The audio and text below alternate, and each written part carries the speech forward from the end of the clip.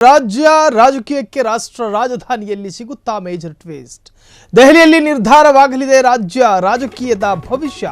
ಹಾಗಾದ್ರೆ ಏನದು ಭವಿಷ್ಯ? ರಾಹುಲ್ ಗಾಂಧಿ ಭೇಟಿಯಾದ ಮುಖ್ಯಮಂತ್ರಿ ಅಂಡ್ ಪಟಾಲಂ ದೊಡ್ಡ ಮಟ್ಟದಲ್ಲಿ ಸಂಚಲನ ಮೂಡಿಸಿದ ಸಿದ್ದರಾಮಯ್ಯ ಭೇಟಿ. ಈ ಹಿಂದೆ ರಾಹುಲ್ ಗಾಂಧಿ ಭೇಟಿಯಾಗಿದ್ದ ಡಿಕೆ ಶಿವಕುಮಾರ್, ಡಿಕೆ ಬಳಿಕ ಸತೀಶ್ ಜಾರಕಿಹೊಳಿಯಿಂದಲೂ ರಾಗ ಭೇಟಿ ಮತ್ತು ಮಾತುಕತೆ ನಡೆದಿದೆ. ದೊಡ್ಡ ಮಟ್ಟದಲ್ಲಿ ಸಂಚಲನ ಮೂಡಿಸ್ತಾ ಇದೆ ಸಿದ್ದರಾಮಯ್ಯರ ಭೇಟಿ. ಈ ಹಿಂದೆ ರಾಹುಲ್ ಗಾಂಧಿಯನ್ನ ಭೇಟಿಯಾಗಿದ್ದು, ಡಿಕೆ ಬಳಿಕ ಸತೀಶ್ ಜಾರಕಿಹೊಳಿಯಿಂದಲೂ ಕೂಡ ರಾಗ ಭೇಟಿ ಮತ್ತು ಮಾತುಕತೆಯಾಗಿದೆ. ಇದೀಗ ಸಿದ್ದರಾಮಯ್ಯ ಅವರಿಂದಲೂ ಕೂಡ ರಾಹುಲ್ ಗಾಂಧಿಯವರನ್ನ ಭೇಟಿ ಮಾಡಲಾಗಿದೆ. ಜೊತೆಗೆ ಚರ್ಚೆಯೂ ಕೂಡ ನಡೆದಿದೆ. ದೆಹಲಿಯಲ್ಲಿ ನಿರ್ಧಾರವಾಗಲಿದೆಯಾ ರಾಜ್ಯ ರಾಜಕೀಯದ ಭವಿಷ್ಯ? ಹಾಗಾದ್ರೆ ಏನಾಗಲಿದೆ? ರಾಹುಲ್ ಗಾಂಧಿಯನ್ನ ಉಪಮುಖ್ಯಮಂತ್ರಿ ಡಿಕೆ ಶಿವಕುಮಾರ್ ಅವರು ಕೂಡ ಭೇಟಿಯಾಗ್ತಾರೆ. ರಾಜ್ಯದ ಮುಖ್ಯಮಂತ್ರಿ ಸಿದ್ದರಾಮಯ್ಯರು ಕೂಡ ಭೇಟಿಯಾಗ್ತಾರೆ. ಲೋಕೋಪಯೋಗಿ ಸಚಿವರಾಗಿರುವಂತಹ ಸತೀಶ್ ಜಾರಕಿಹೊಳಿಯೂ ಕೂಡ ಭೇಟಿಯಾಗ್ತಾರೆ. ಸುದೀರ್ಘವಾಗಿ ಚರ್ಚೆಯನ್ನು ಮಾಡ್ತಾರೆ.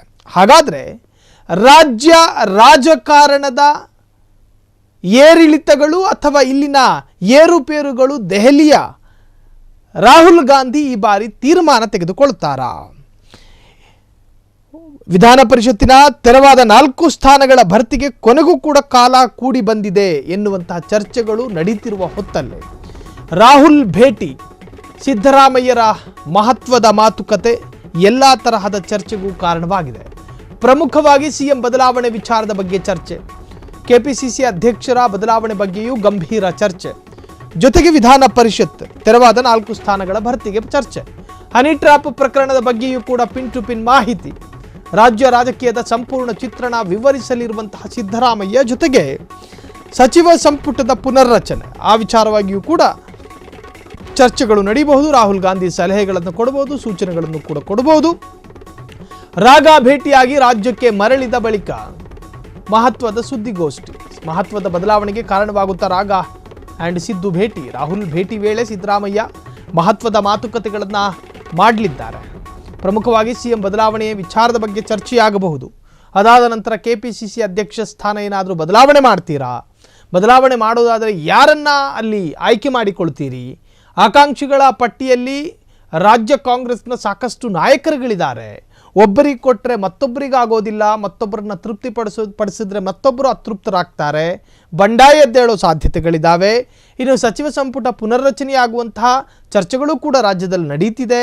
ಒಂದು ಕಡೆ ಸಚಿವ ಸಂಪುಟದಲ್ಲಿ ಆರೋಪ ಕಳಂಕ ಇರತಕ್ಕಂತಹ ಸಚಿವರಿಗೆ ಕೋಕ್ ಕೊಟ್ಟು ಇನ್ನು ಪಕ್ಷದ ಇಮೇಜನ್ನು ಅಭಿವೃದ್ಧಿಪಡಿಸಿದಂತಹ ಕೆಲವರಿಗೆ ಸ್ಥಾನವನ್ನು ಮತ್ತೆ ಕೊಡುವಂತಹ ಪ್ರಯತ್ನಗಳು ಏನಾದರೂ ಆಗ್ತವ?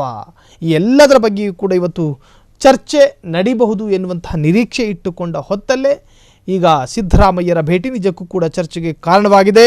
ಇನ್ನು ವಿಧಾನ ಪರಿಷತ್ತಿನ ತೆರವಾದ 4 ಸ್ಥಾನಗಳ ಭರ್ತಿಗೆ ಕೊನೆಗೂ ಕಾಲ ಕೂಡಿ ಬಂತು ಎನ್ನುವಂತಹ ರೀತಿಯಲ್ಲೂ ಕೂಡ ಚರ್ಚೆಗಳು ಶುರುವಾಗಿದೆ. ಸತತ 3 ತಿಂಗಳ ಕಾಯುವಿಕೆಯ ಕುತೂಹಲಕ್ಕೆ ಗುರುವಾರ ಅಂದರೆ ಏಪ್ರಿಲ್ 5ನೇ ತಾರೀಕು ತೆರೆ ಬೀಳುವ ಸಾಧ್ಯತೆ ಇದೆ ಎಂದು ಹೇಳಲಾಗ್ತಾ ಇದೆ. ಕಾರಣ ಈ ಭೇಟಿಯ ಬೆನ್ನಲ್ಲೇ ಆ ಒಂದು ತೀರ್ಮಾನ ಆಗುತ್ತೆ. ಈಗಾಗಲೇ ಕಾಂಗ್ರೆಸ್ ಹೈಕಮಾಂಡ್ ರಾಜ್ಯ ನಾಯಕರ ಭೇಟಿಗೆ ಸಮಯ ನೀಡಿದೆ.